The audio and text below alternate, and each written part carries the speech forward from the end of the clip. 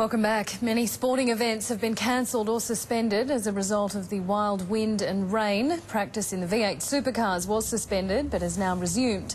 And Seven's Mark Beretta takes us through what's happening out at Eastern Creek.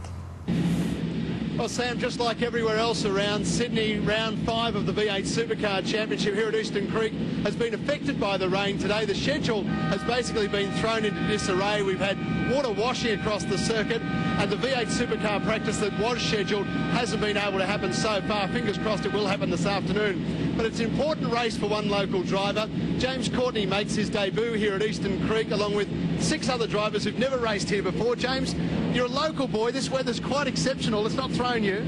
Yeah, it's something that we don't get to see too much out here in the west of Sydney is all this rain, but it's great for everyone out here. We need the rain, but it makes for a little bit more exciting racing, and unfortunately it's thrown our schedule into up in the air a little bit, so everything's been delayed. So we're just out here at the moment waiting for the go-ahead and when we can get out there and get testing. Now, you're currently sitting 5th in the championship, which is great, but it's tough on drivers, this, isn't it, the sitting and the waiting for the weather to be okay? Yeah, it's all we want is to say yes, we're driving, or yes, we're not, or no, we're not driving. So it's a little bit frustrating waiting. The guys are trying to prepare the cars as the conditions are changing, just so as the cars are right for when we go out. So it's a little bit stressful, or added more stress than what we would normally have. All right, well, good luck, mate. I know you want to do it in front of the home crowd here this weekend. All the very best. Thank you. Well, Sam, hopefully we're going to see the weather improve, and we will see some practice this afternoon in the V8 Supercars. Don't forget you can see it right here on 7 from 4 o'clock. Back to you, Sam. Mark Beretta there at Eastern Creek. The weather is expected to worsen this afternoon, particularly across Sydney. And for the latest forecast, I'm joined by Robert Webb from the Weather Bureau. Good afternoon to you, Robert. Now, can you take us through the immediate forecast? Well, we still have very strong winds along the coastal fringe of Sydney and pushing up to the central coast and the Hunter.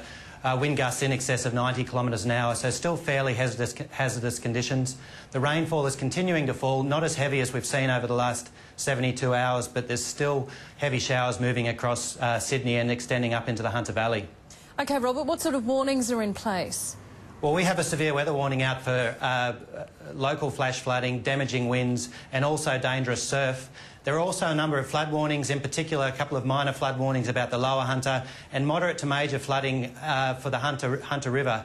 We will see these weather conditions gradually ease over the next 12 to 18 hours, but there is still a flood coming down the Hunter River, and that could affect the townships of Singleton and Maitland over the next 12 to 18 hours, and the flood peak looks like something they haven't seen for about 35 years in those areas. OK, that sounds quite worrying.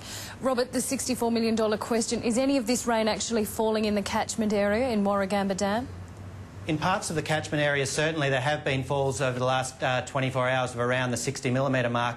A couple of locations actually extended right up to the 150mm mark, but there are also some parts of the catchment, as seems to be the case always these days, some parts just haven't had much at all. OK.